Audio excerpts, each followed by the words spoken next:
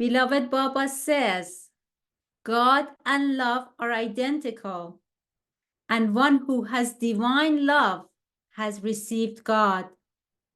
Divine love makes us true to ourselves and to others. Divine love is the solution to all our difficulties and problems. It frees us from every kind of binding.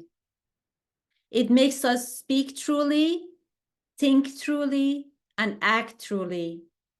It makes us feel one with the whole universe. Divine love purifies our hearts and glorifies our being. Start learning to love God by loving those whom you cannot love.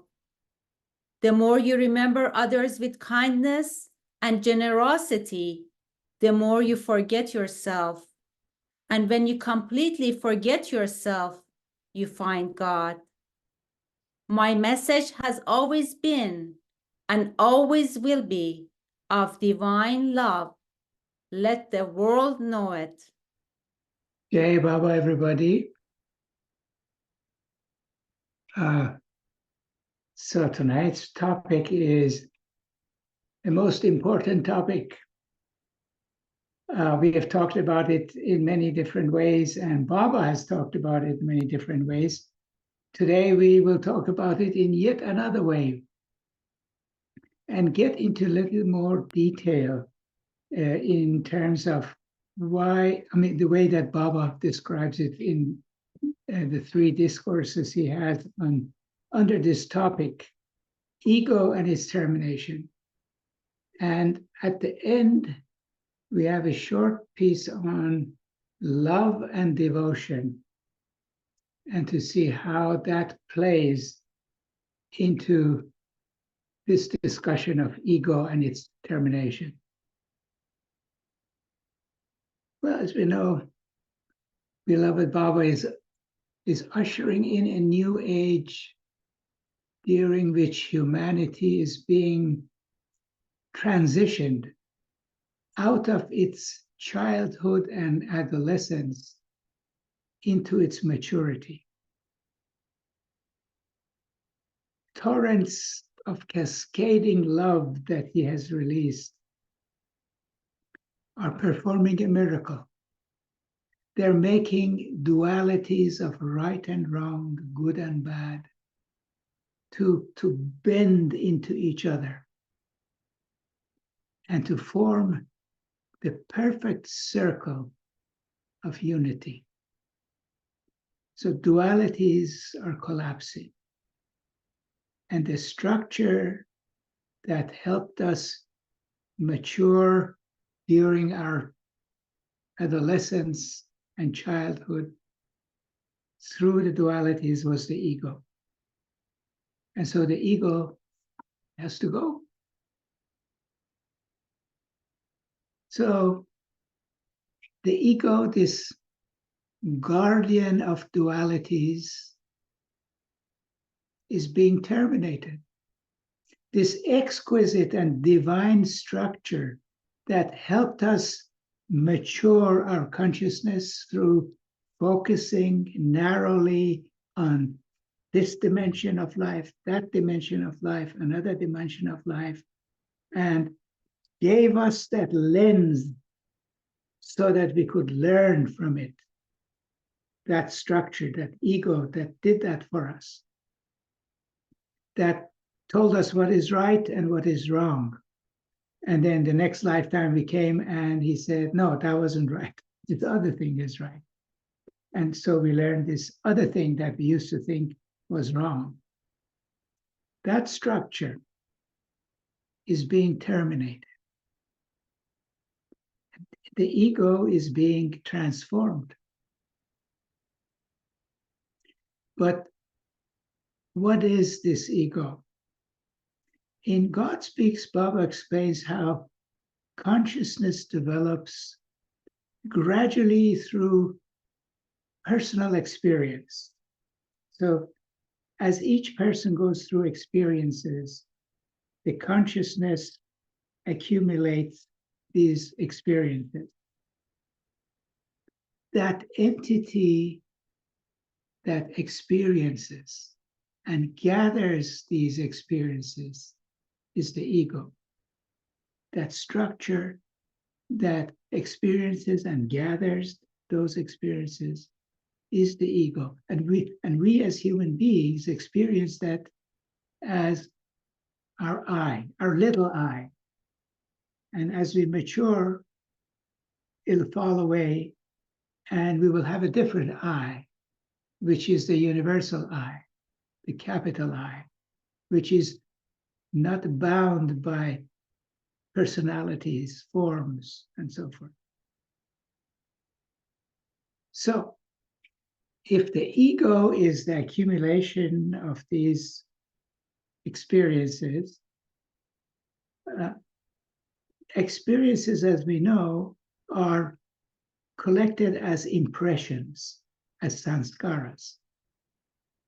So one can think of the ego as a repository of sanskaras. And these sanskaras collect lifetime after lifetime and are deposited around the filaments, the fibers that we call the sanskaric fibers.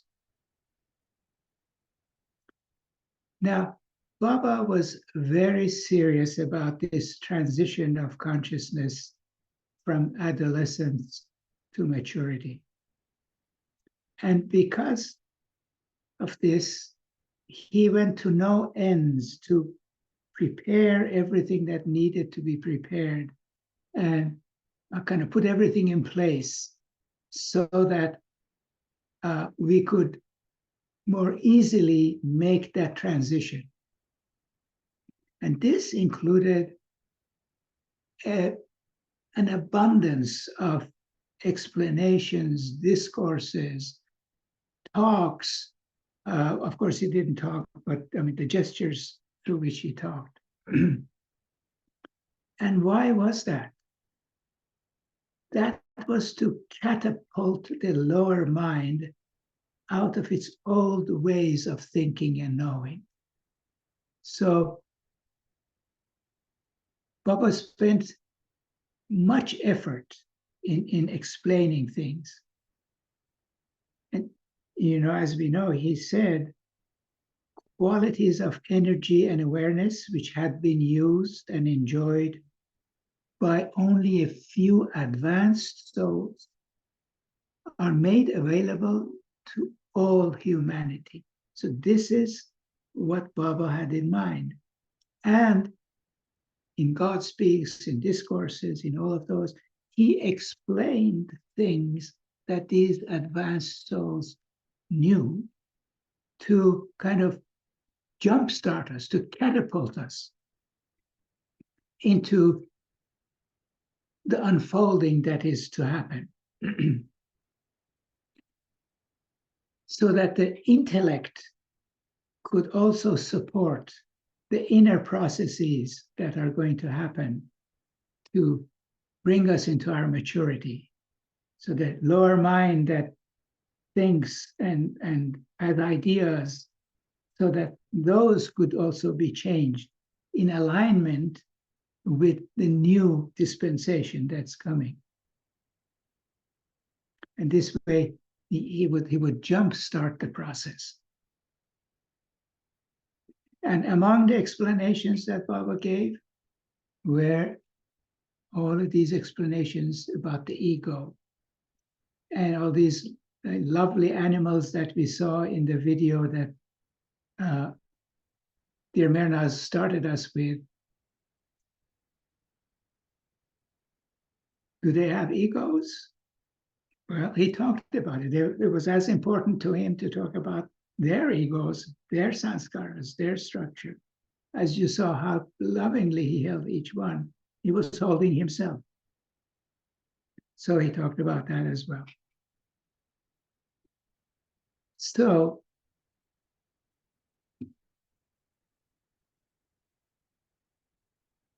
during our spiritual adolescent and childhood, we have seen how sanskaras were collected and deposited on winding sanskaras. And Baba in God Speaks shows how these wind in the clockwise direction during the winding phase. Now, he has also explained that the body congeals, forms, consolidates around sanskaras. So if you have a heart, if you have a lung, if you have intestines or ears or whatever, all of these form around existing sanskaric fibers. And those sanskaric fibers determine our physical structure. But then when we drop our form, those sanskaras don't disappear, they remain. And together with whatever else we collected during that particular lifetime, they become what determines our next form. And it gives rise to the structure that we call our body, and also our bodies that we can't see.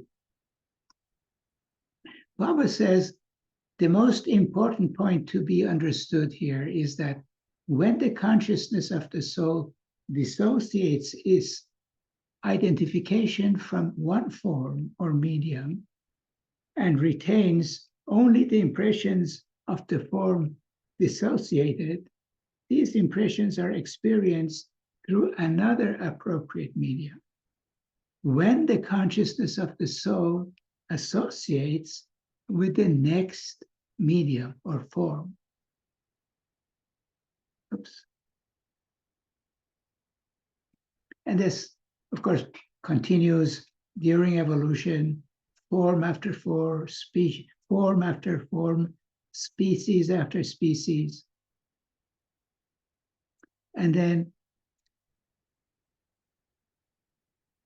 this sense of I, does it exist in those animals that we saw? Does it exist in rudimentary forms?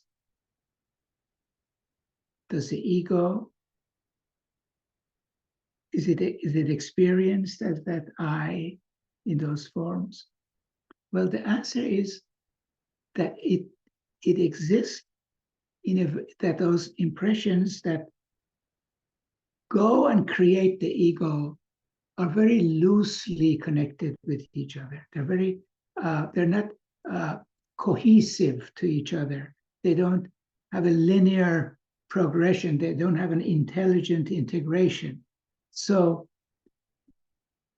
the animal or the lower forms don't have that experience of I-ness, of cohesiveness that we do.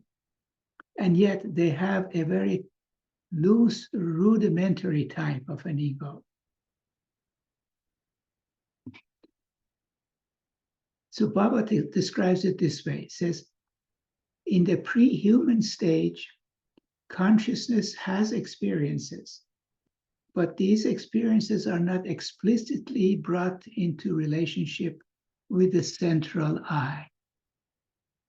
For example, a dog may get angry, but it does not continue to feel, I am angry. So even though a dog learns and accumulates experiences and can use this learning in some limited ways, the use of that learning is not intelligent. It's more mechanical, instinctive, and not to invoke the sense of I-ness. It's not based on a broad, comprehensive, and intelligent integration. So the dog has limited capability to pull all of those experiences together. And Baba explains that in this way. Even in this case, we find that the dog learns through some experiences and thus bases the action of one experience on another. But this action is a result of a semi-mechanical tension of connected imprints or sanskaras. It is different from the intelligent synthesis of experiences that the development of I consciousness makes possible. So when we see Reza instinctively holding his dog with so much love and affection, he is adding to the pool of that dog's consciousness those impressions of love. And that dog will keep those. And it will be very helpful to that dog as we go forward. You see, Baba is tying the whole creation together. We are not here alone just after our own salvation. We are here to help Baba bring about the true salvation, which is a global salvation. Okay, so then we finally get to the human stage. And then Baba reminds us again that this human form is no other than the consolidated mold or cast of the impressions of the most last species of animal form. So just that statement alone should make us fall on our knees in front of every animal, every stone, every blade of grass, because it is the consolidation of those impressions that has allowed us to now be a human being and to be graced by the avatar. So it is a lesson to be learned in every sentence that Baba says in terms of how everything is connected together. So in each human form, that was the end of the quote. In each human form, our consciousness is focused on a complex of sanskaras that forms our ego. And the ego goes back and forth between opposites of experiences. That's what we have been talking about a lot. And so, since the goal of life is perfection, we have to have every experience. We meaning everybody. So if we see somebody is doing something we don't like, if he does not or she does not get that experience, he won't be prepared for perfection. So how can we judge that person as good or bad? They are preparing for perfection. And perfection has everything in it, good and bad. So these experiences accumulate and they pile up. But what we read now Baba talking about is that Baba says only a small segment of this becomes in our consciousness, in our awareness. We are aware of it. And that is what we associate our I with, what we know or we think we know. And Baba says, but that is like the tip of the iceberg. Most of the impressions that we have, most of the sanskaras that we have, is that 7/8 of the iceberg that is under the water and is in the subconscious. So Baba uses two terms here that are interesting. He calls the experience, the sanskaras that are this life and we are aware of, he calls them explicit consciousness. They're in the explicit consciousness. And those which are subconscious that you're not aware of, he calls implicit, calls them implicit. So he talks about explicit and implicit for what is in awareness and what is subconscious. Baba says, The limited ego of explicit consciousness is only a small fragment of the total ego. The ego is like an iceberg floating in the sea. About 1/7 of the iceberg remains above the surface of the water and is visible to the onlooker, but the major portion remains submerged and is invisible. Then Baba proceeds to explain that because there is this immense residue in the subconscious part, and it is composed of opposites, it creates a sense of conflict. And the explicit, or the awareness, the part of it that we are aware of, because of this unrest, this conflict that is deep inside, it can't function harmoniously. So if one wants to resolve the conflicts, one has to bring up all of that stuff that is in the subconscious and resolve every single one of them, small or large. All of them have to be resolved. Baba says the mind rarely functions harmoniously because it is mostly guided and governed by forces in the subconscious. The elimination of conflict is possible only through conscious control over the forces in the subconscious.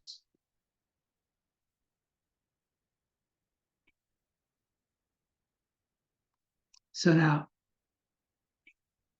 this is when well, let me just continue.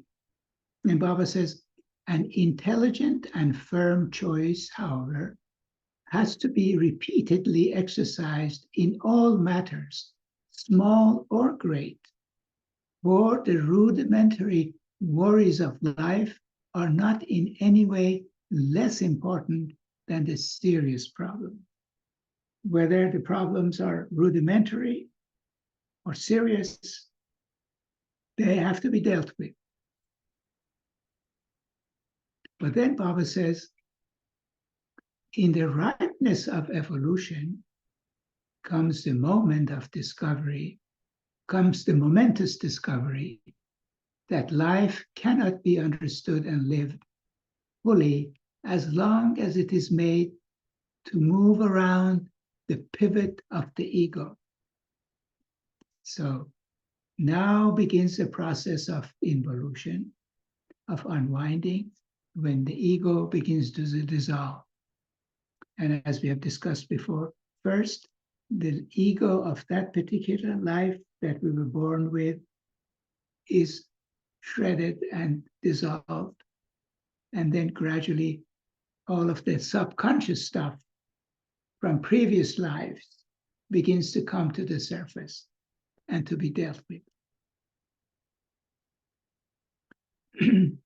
Baba continues, the components of the implicit ego, the subconscious, of the subconscious mind have to be brought to the surface of consciousness somehow and become part of the explicit ego.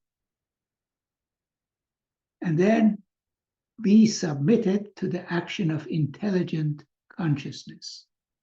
So all of that stuff in the subconscious has to come and become explicit, has to become conscious and dealt with. And this is, of course, a process of unwinding that we have talked about.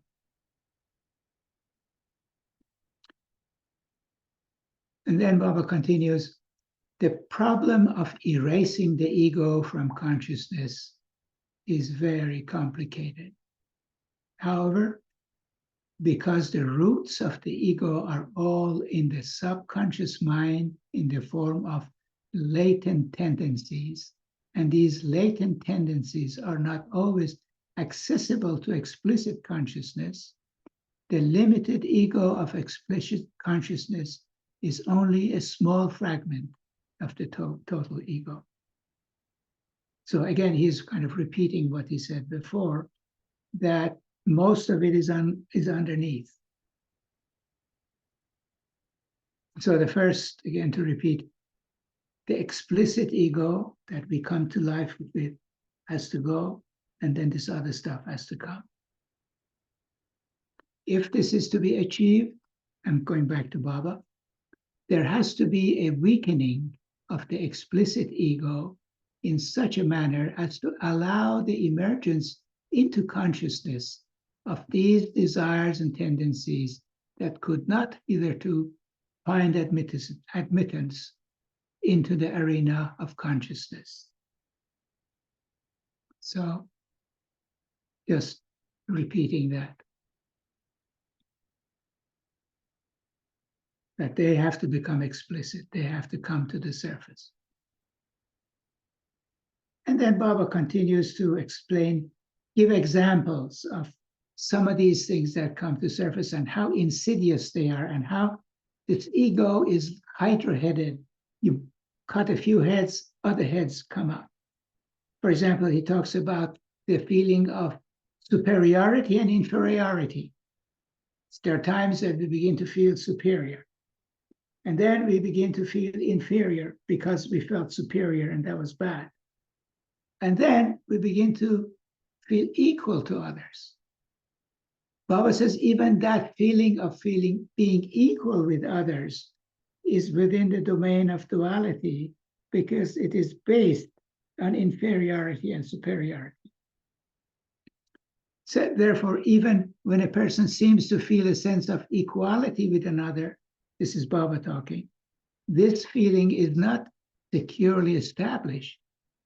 It marks a point of transition between the two attitudes of the ego rather than a permanent freedom from the distinction between the I and the you.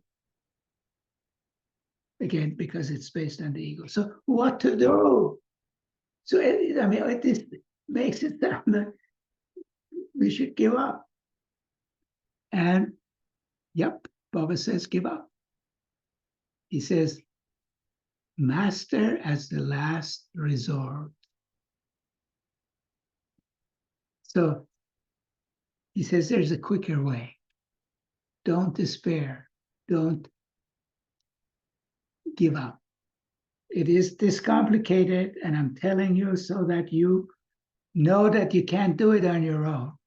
I've explained all of these, so you have a good reason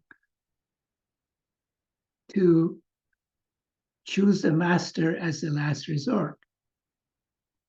It says in most cases, it is only when the aspirant is driven to realize the futility of all his efforts that he approaches a master. By himself, he can make no headway toward the goal that he dimly sights and seeks.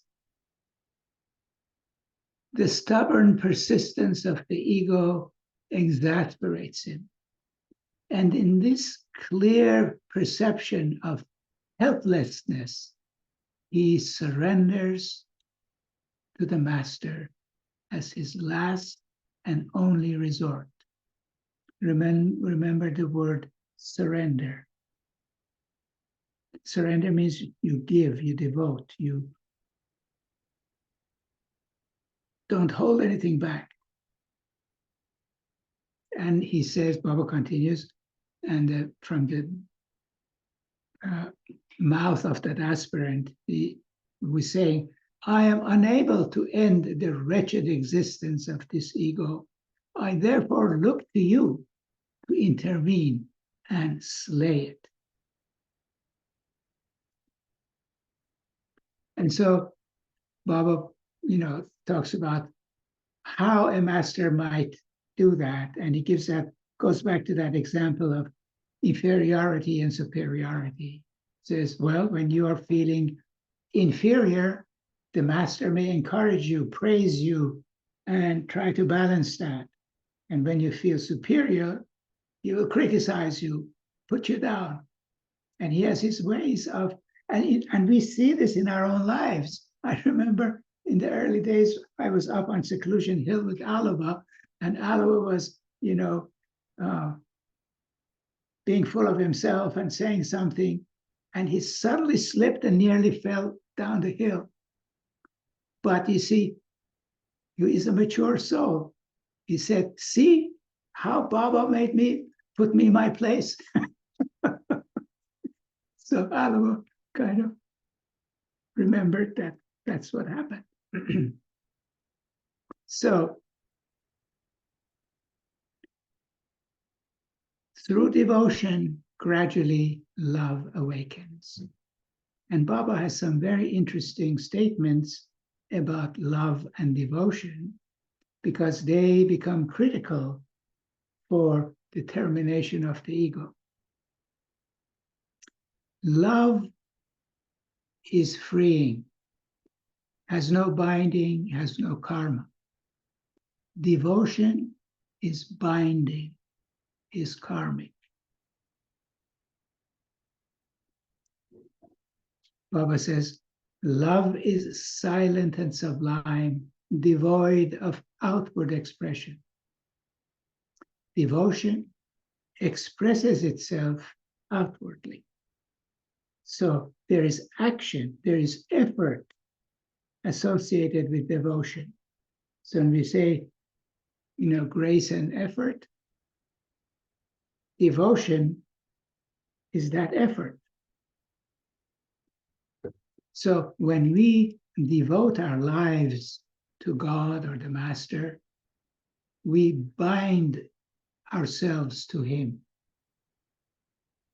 And Baba says, love seeks happiness for the beloved. Devotion seeks for blessings from the beloved. Love seeks to shoulder the burden of the beloved. Devotion throws the burden on the beloved. That is why Baba said obedience is higher than love. And that is why Baba said obedience is a gift from the Master to man. Because through obedience, He allows you to bind yourself to Him. Am I being clear about this? That through devotion, through obedience, devotion means we devote our lives to Him. So we obey Him. We do whatever He says. We surrender our lives to Him. And when we do that, if He accepts it, that is a gift that He gives us. Because when we throw things at Him, He has to bind those karmic bonds. In the karma that we create with Him, He has to dissolve, or God has to dissolve. It becomes His problem. But He wanted that. Why? Because love does not grow on a tree. Love has levels. And to go from one level to higher level, the key is devotion. Devotion allows you to give all of your energy, all of your whatevers to the beloved, and then beloved can purify that and raise you in that process to a higher level of love. That is why ultimately love is what is the final destination, is what we need. But to get the love that we need, devotion is necessary. That's why He says, surrender everything to me. And that is why He asks us, good or bad, whatever it is, to put them at His feet and to devote everything, devote our lives, devote everything to Him, because that way He is bound to resolve. I know this was a lot of kind of mental stuff, but so I'll stop here. And if there are any questions or any thoughts, we can go over them. I just wanted to hear you say again this relationship of binding and devotion and obedience to the master, to allow him to solve all the problems. To me, it was the best definition I have ever heard. How you said it, I just want to hear it again, of this concept of obedience. I find that very difficult for me personally, because obviously I want to hold on to my ego, and have never really understood why. But I did tonight for the first time. But I'd like to, if you don't mind repeating it again, and I know it might be too long to repeat all of it, but I would just like to hear it again. Sure. I think that kind of a key thing to keep in mind is that devotion is karmic and is binding. That is why all the masters try to take the initiative and tell their disciples what to do and what not to do, put their own names first, and that way they take that burden away from the student or the disciple, that they become responsible for it. So if you have a living master like the Mandali had with Baba, by obeying him, by surrendering to him, they are giving to him everything that they have. And by so doing, they're binding themselves to the master, to Baba. And then Baba has the obligation to purify them. And he's talked about this in other places as well, more, but I thought this concise way that he put it, he had a few of these that he's put in a line all together about love and devotion. I think it's called that pamphlet on love, that when you obey, you are basically doing devotion. That's what devotion is. Devotion has action associated with it.